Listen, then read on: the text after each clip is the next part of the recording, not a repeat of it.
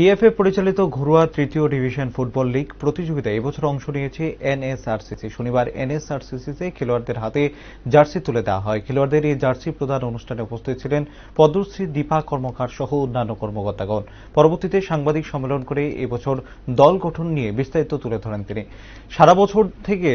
সারা রাজ্য থেকে এক ঝাঁক তরুণ প্রতিভাবান ফুটবল খেলোয়াড়দের নিয়ে এবছর এনএসআরসিসির ফুটবল টিম গঠন করা হয়েছে।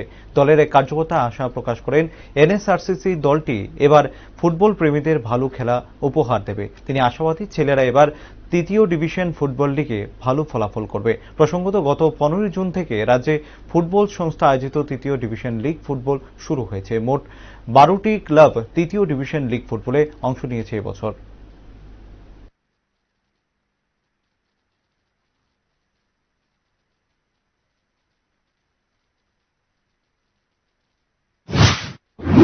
আজকে আমরা যে সি ডিভিশনের যে খেলা অনুষ্ঠিত চলছে সেখানে আমাদের এনএসআরসিসির একটা ফুটবল টিম, এই টিমে আজকে আমরা এদেরকে জার্সি প্রদান অনুষ্ঠান করা হয়েছে।